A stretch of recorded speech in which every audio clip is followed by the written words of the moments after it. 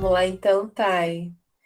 Eu estava aqui hoje de manhã, um pouquinho preparando, né? Acordei mais cedo, fiquei me preparando um pouquinho para a oficina e fiquei contemplando a palavra perceber e transformar, né? Como são duas palavras, elas dão as mãos, mas elas têm conceitos muito diferentes, experiências muito diferentes, né?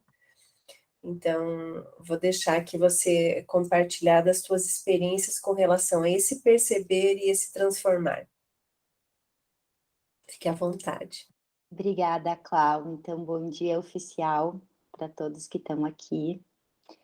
Bom dia, Clau. E eu também estava pensando, né? Eu acho que a gente pensou bastante essa oficina juntas e cada uma na sua experiência. E eu queria partir essa oficina do pressuposto que nós somos para muito além do que já sabemos que somos. E é só a percepção do que eu já sou, que ainda não me é consciente, que vai abrindo um caminho para que eu possa participar da minha realidade de uma forma mais inteira. E eu acredito que muitos caminhos de autoconhecimento, eles já partem do pressuposto que nós já somos e ainda não temos consciência de tudo que somos. E mesmo partindo dessa premissa, por que é tão difícil e tomando consciência e percebendo isso que já está em mim e permitindo que isso se manifeste e também ir percebendo o que me impede de ir tendo essas tomadas de consciência dessas partes de mim, disso que já me compõe. E olhando para isso e pensando como que o Synergy me ajudou nesse processo, eu pensei num exemplo. Muitas vezes eu não dou conta interna, eu não tenho energia disponível para tomar algumas consciências, e outras vezes eu não tenho para fazer algo que me transforme a partir da minha percepção. Às vezes, quando a gente olha para uma pessoa, a gente enxerga coisas nela e sobre ela que ela ainda não tem consciência.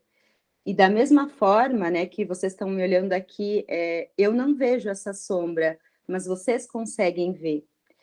Então, talvez existam também mecanismos de defesa que nos impedem de tomar consciência do que a gente ainda não tem energia disponível para se apropriar. E qual que é o risco disso, né? O risco é que quando eu tenho uma visão limitada de mim e eu não consigo acessar a informação para além dessa visão limitada, eu posso começar a tomar por identidade e por personalidade o que são limites meus, o que não sou eu inteira. Então eu posso começar a falar e ter por verdades coisas sobre mim que não são verdades, que na verdade são as minhas bordas, os meus limites, onde eu já percebi, onde eu já tomei por mim. E eu queria trazer, então, um exemplo pessoal que ele fala como mesmo eu já tendo consciência que tem coisas sobre mim que eu não consigo perceber, só aqui eu tive a energia disponível para acessar essas informações. E o exemplo é o seguinte: eu sou uma pessoa que, desde que eu me conhecia por gente, eu acordava com uma sensação de culpa. Então, era acordar e eu já tinha uma angústia e uma sensação de culpa. E num primeiro momento, eu associava essa culpa a fatos que realmente tinham acontecido, que me pareciam justificar, fatos externos que me pareciam justificar aquela sensação. Então, quando eu era mais jovem, era mais fácil, então, porque eu acordava culpada e pensava, é que eu escondi isso do pai e da mãe, ou um pouco mais velha, não, é porque eu bebi ontem. Então, eu tinha a sensação e facilmente eu conseguia enquadrar ela e justificar ela com o externo. Quando eu fui começando o meu caminho de autodescobrimento, eu comecei a perceber que a sensação de culpa continuava comigo, independente do que eu tivesse feito no dia anterior. E aí que eu percebi que talvez eu não fosse uma pessoa que está sempre culpada, sempre cometendo pequenos erros e percebendo isso. Parecia daí nesse momento que a culpa era uma condição existencial e eu poderia chamar de minha personalidade, eu poderia inclusive me enquadrar em alguns transtornos do DSM, só justificando que a despeito do que acontece eu acordo com culpa e ficar nisso, ou até me medicar para não sentir isso e ser essa quem eu sou. Aqui no Synergy, eu coloquei na minha gestão de propósitos, resolver as causas profundas dessa culpa, porque eu comecei a perceber que realmente eu até me programava para não fazer nada que me gerasse culpa e eu acordava, ela estava acordando ali comigo. Quando eu coloquei resolver as causas, eu consegui perceber uma informação por trás dessa culpa.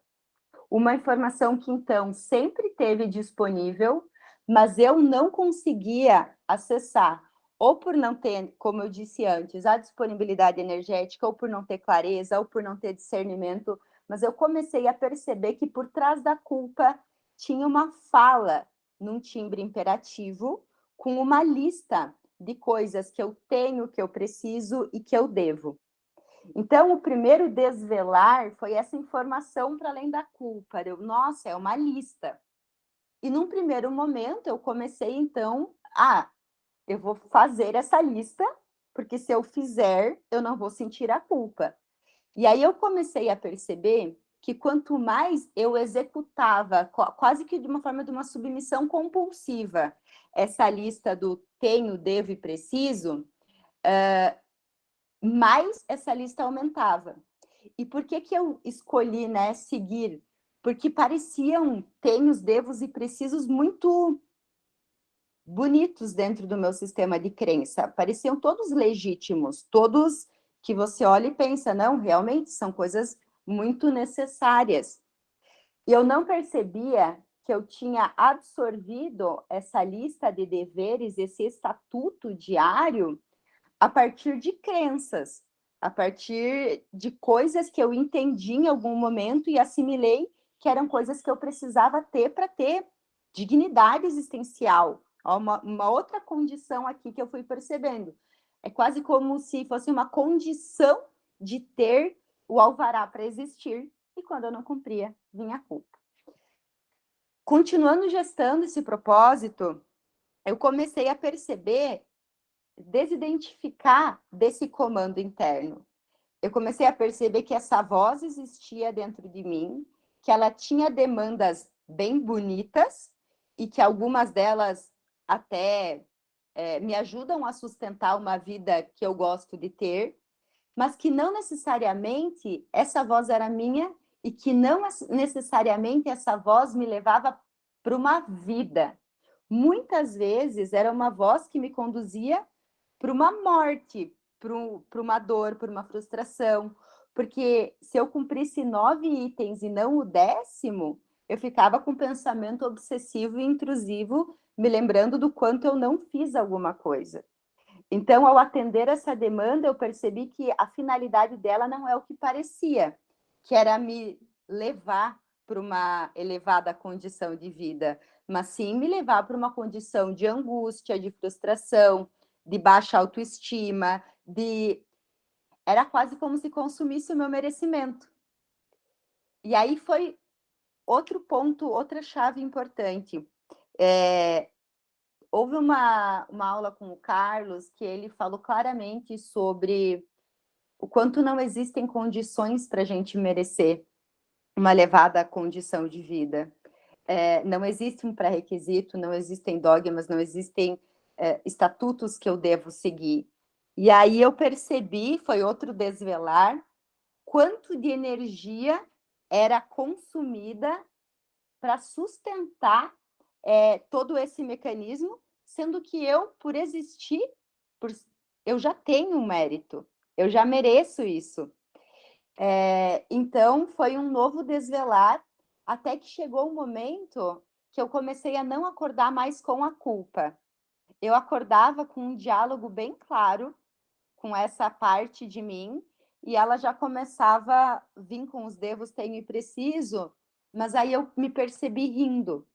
eu percebi que do caminho da cama até o interruptor, eu estava rindo dessa parte minha e aos poucos conseguindo a força para não atender essas demandas compulsivas.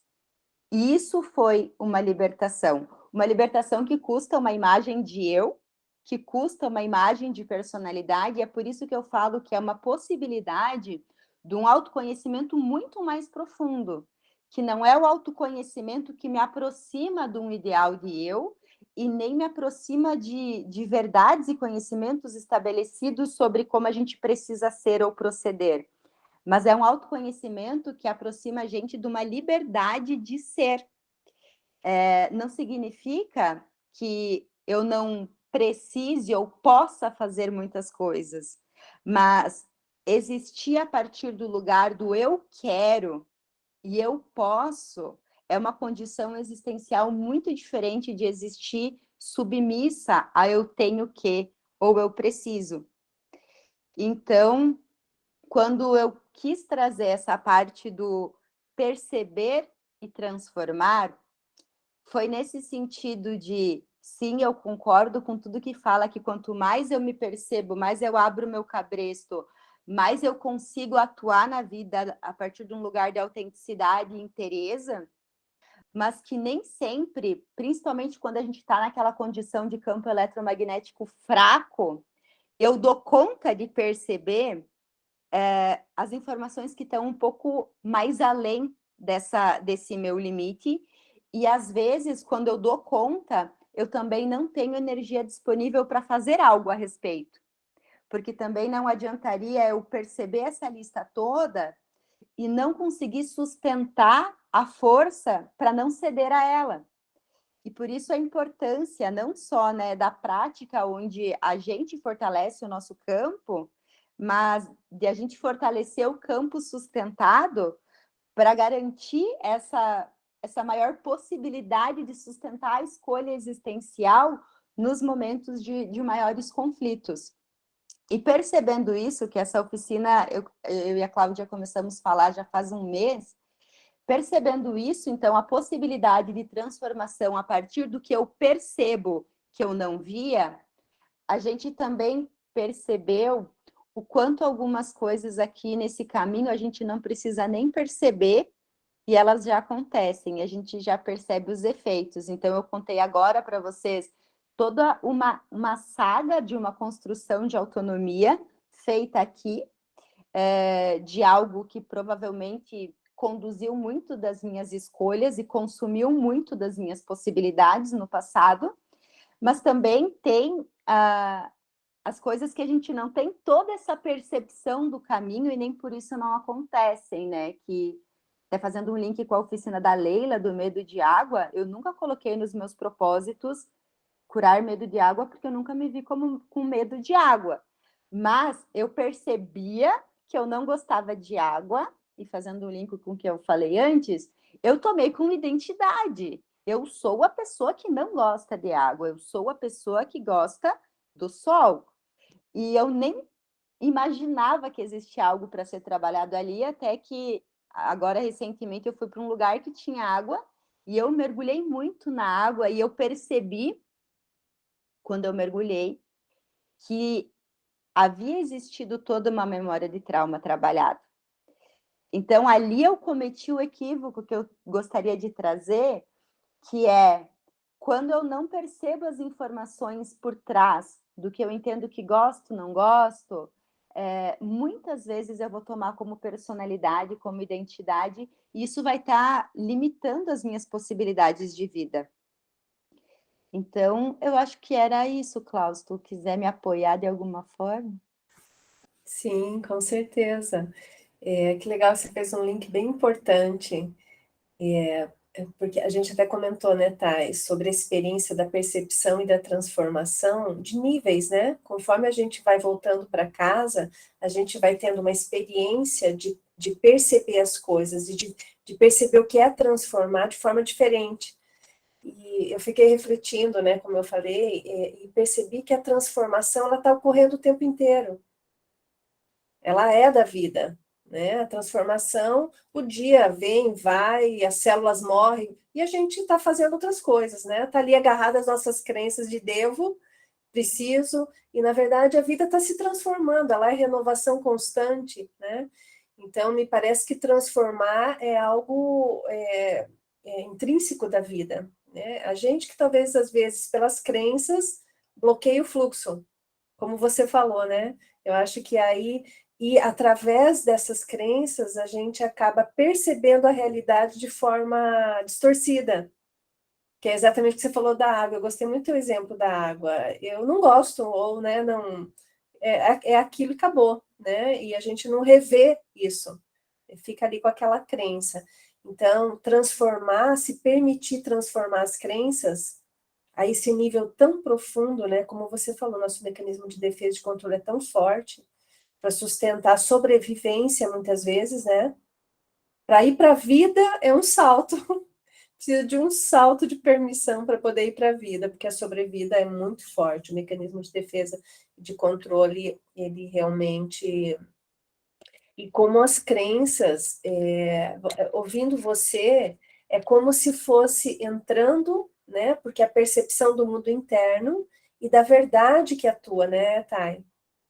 A gente fala tantas vezes aqui na Cine de como é um caminho para a verdade interna, e como isso vai se mostrando.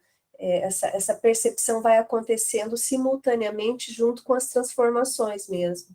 E uma hora a gente percebe, outra hora percebe só depois, né? Vai percebendo o processo muitas vezes. Então, é o que você falou. E a decisão atrelada a esse caminho. Precisa da nossa resgatar o nosso livre-arbítrio de decidir, eu quero. Não sei o que vai acontecer, mas eu quero, né? Muito bem. Não sei se eu te apoiei aí para alguma coisa. Ontem, depois do nosso encontro, eu fiquei pensando exatamente isso. A transformação como algo dado, como algo natural. A desordem estaria na fixação, no desejo de querer permanecer num estado que já não é mais disponível, porque a vida costurou, a vida passou. E é interessante que existe todo um movimento, né, no mundo onde a gente quer gerar transformação, a gente quer gerar algo que já está dado. A gente deveria pensar em o que nos impede de permitir essa transformação. E falando isso, eu penso que os meus maiores sofrimentos, eles nunca vieram da realidade em si, mas de uma resistência à nova realidade que se apresentava, a nova realidade do corpo da gente que muda com o passar dos anos, a nova realidade de uma situação financeira, uma pandemia. O sofrimento é uma resistência porque existe essa fixação, esse apego a um estado ideal que deveria permanecer parado e imutável, como algo só morto pode ser. E o quanto, na verdade, é apenas talvez permitir que a transformação aconteça, a despeito do que ela vai desconstruir, consumir para gerar essa transformação. Esse é o nosso aprendizado com a Synergy. Permitir, perceber que essa transformação está sempre ocorrendo. E Ela sabe, já é, né? eu acho que o grande diferencial, eu vou falar pela minha experiência, Cláudia, porque muitas teorias do autoconhecimento eu já conhecia e mesmo assim não conseguia sustentar certas mudanças, né? Eu acho que uma grande diferença é fazer em campo eletromagnético fraco ou em campo magnético forte. Quando o campo está fortalecido, eu dou conta de sustentar processos que mentalmente talvez eu já tenha o conhecimento que deveria. Senão eu fico muito no mental. Eu sei que eu devo me abrir, eu sei que eu devo soltar, eu sei muitas coisas, mas por que a gente sabe tanto e não consegue, às vezes, sair do lugar? Por não ter, né, no equilíbrio energético, não ter energia disponível para sustentar esse processo ao longo do tempo. Se o conhecimento sozinho transformasse, ninguém mais teria problemas cuja ciência já criou profissionais. E por que que a gente tem mais profissionais de tudo do que nunca e nós seguimos com os mesmos problemas? Porque eu acredito, né, na minha experiência, o que fez a diferença foi nutrir sozinha e aqui em conjunto uma condição energética que me dê conta de sustentar essas mudanças. E o diferencial, né, um paradoxo que eu até estava conversando com os alunos na educação, é o paradoxo complementar de fazer cada um por si e a humildade de fazer junto. Porque são também movimentos que geram efeitos diferentes. Sim. Eu vejo que o caminho mesmo da Synergy, ele gera vários desafios nesse sentido que você está falando. Primeiro que o conhecimento, ele é a base, né? Como se ele fosse a base de segurança. E olha, a gente está falando de permissão de transformação. Então, é uma linha onde precisa soltar. E essa questão de humildade, de seguir em rede, também é um desafio que a gente chama de prática altruísta, que é um desafio muito grande. A gente perceber que a gente precisa nutrir junto essa nova trilha, porque é uma nova trilha, né? A gente já tem uma trilha conhecida, já andamos super bem, eu acho que nada vai fora, tudo é transformado realmente, né? Tudo se transforma, então a gente só acaba vendo, eu acredito que tudo que você aprendeu hoje, a tua forma de ver é outra, né, Thay? Totalmente diferente, pelo menos o que acontece comigo, quando eu olho para tudo que eu aprendi da sistêmica, né, do direito, de tudo, a minha percepção, ela tem um filtro, ela é refinada, ela vai se refinando a percepção, porque ela vai aprofundando. Então, eu vejo a delicadeza desse processo de voltar, e dentro do que você está falando, e além do conhecido, e realmente ir de encontro a uma realidade mais profunda, né? Então, acho que esse é o caminho de volta para casa mesmo que a gente está fazendo, e não faz sozinho. Achei tão bonito você falar isso, a condição energética que a gente talvez até desconhecia até ontem, a importância da nossa condição energética interna. E a fórmula, essa chave, dá essa condição como se fosse o impulso de um foguete, muda de direção e sentido interno. E você começa a ter uma disposição para algo diferente, né? Muda a nossa condição, como a gente falou, na raiz. Então, eu acho até que a gente poderia fazer a próxima oficina, as colaboradoras, os alunos que estão aqui, quem quiser, a gente falar sobre o campo eletromagnético. O que é estar fortalecido e enfraquecido diante da vida, né? Eu acho que dá para dar continuidade aí, porque eu gostei muito do que você trouxe e da condição energética, a importância. Antes, a cada dia, eu precisava fazer muitas perguntas. Acontecia algo, por exemplo, na minha relação com você, então eu tinha um problema para resolver com você. Aí acontecia um problema no carro, um problema com o carro. Hoje, independente do que vai acontecer a cada dia, é uma pergunta. É a partir de qual lugar eu vou olhar para isso? E é uma pergunta que muda tudo. Porque não importa mais o que acontece, se eu olhar a partir de um lugar de campo eletromagnético forte, ou eu vou ter os recursos para ter uma boa postura, ou eu vou ter o recurso para não agir. Mas de qualquer forma, eu já entendo que não é mais o que acontece se tudo está me conduzindo para esse lugar de reconhecer e manifestar o ser único que eu sou. Para mim, essa é a verdadeira segurança, que antes eu procurava numa quantia financeira, ou eu procurava segurança de muitas formas. E eu não sabia que essa verdadeira segurança ela estava no reconhecimento profundo que tudo aquilo que me acontece me aproxima da pessoa que eu nasci para ser. Porque aí não é mais contra mim, não é mais um castigo, não é mais uma injustiça. É mais um dos elementos que estão me aproximando disso. Só que para conseguir sustentar essa visão que eu tenho agora, que eu estou nesse campo com vocês, é a prática diária de fazer a escolha essencial de voltar para esse lugar. Sim. E essa escolha essencial só vai se fortalecendo conforme você vai transformando as crenças. É um Ouroboros aí, né? A permissão só vai aumentando, a escolha essencial vai fortalecendo conforme você vai trabalhando o que impede.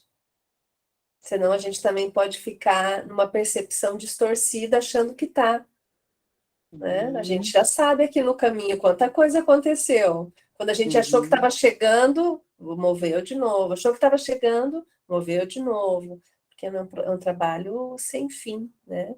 Não tem um cheguei, pronto, acabou. Né? É um transformar constante.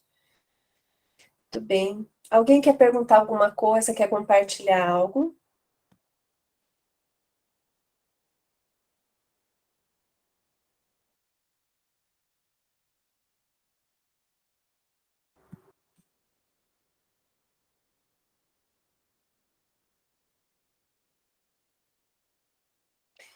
Thay, eu queria que você trouxesse um pouquinho, no teu olhar como psicóloga,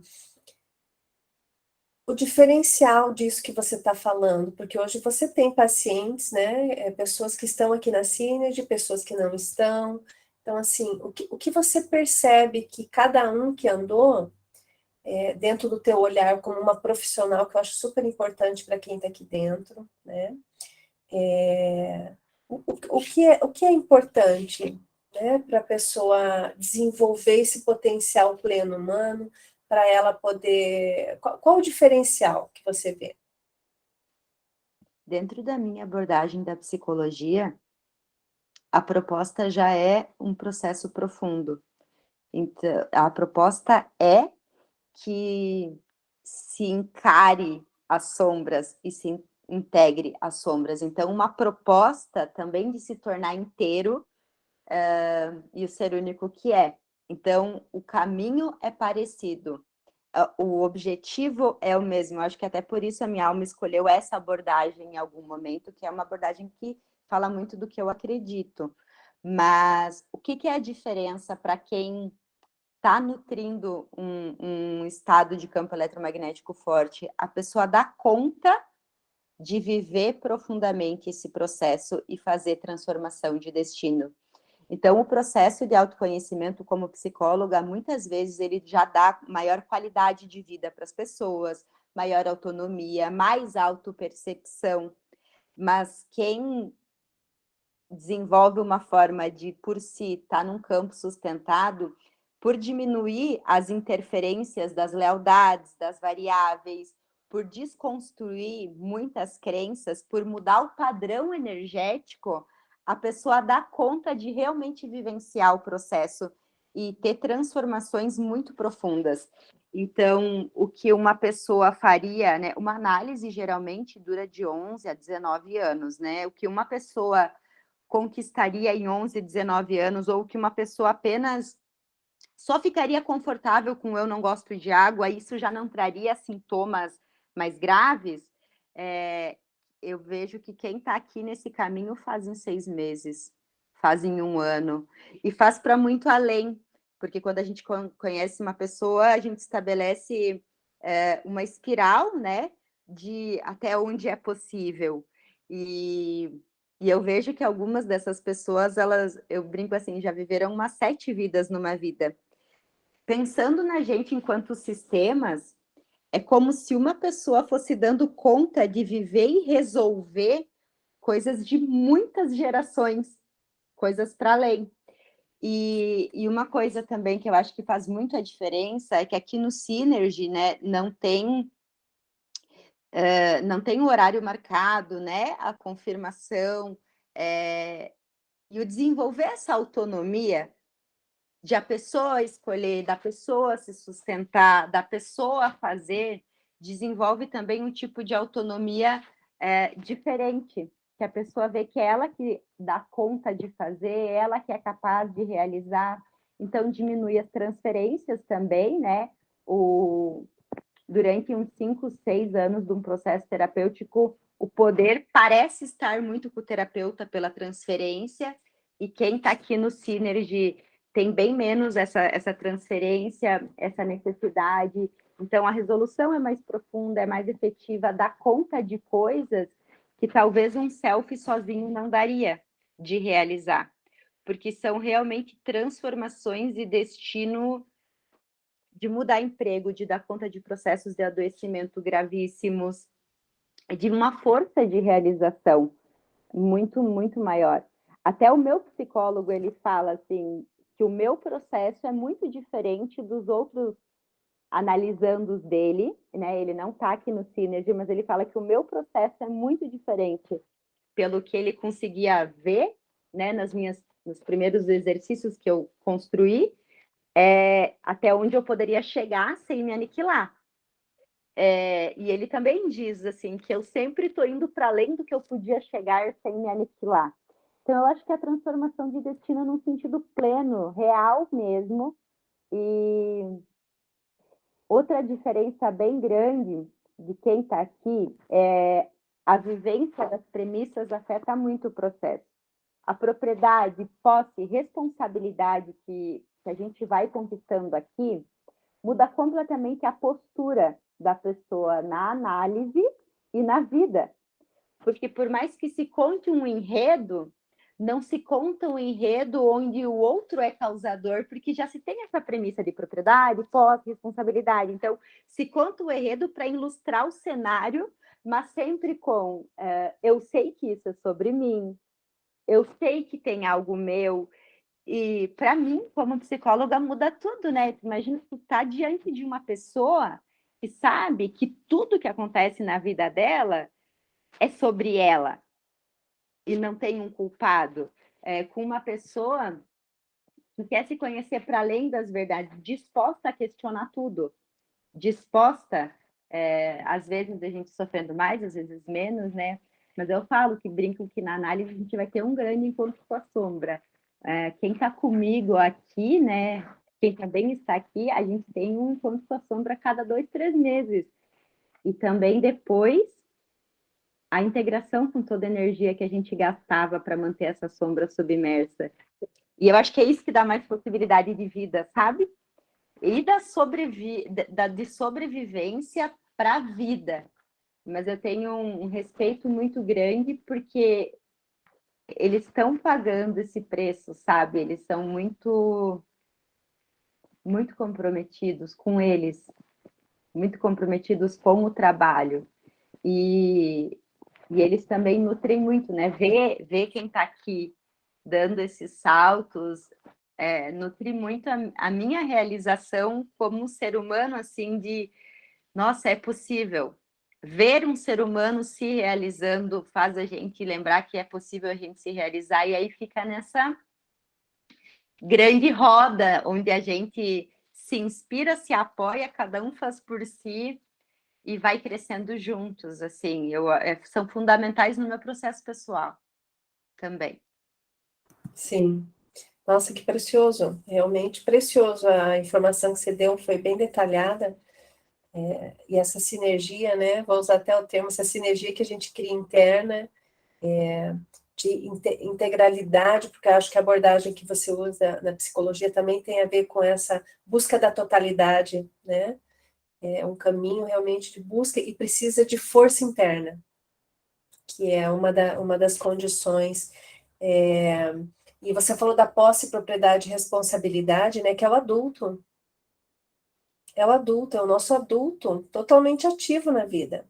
Então, e veja, o adulto, ele é forte, ele tem, não é uma coisa mental, ele tem essa força interna, né, de poder lidar com cada situação da forma adequada, no momento adequado, essa experiência de posse, propriedade e responsabilidade do adulto.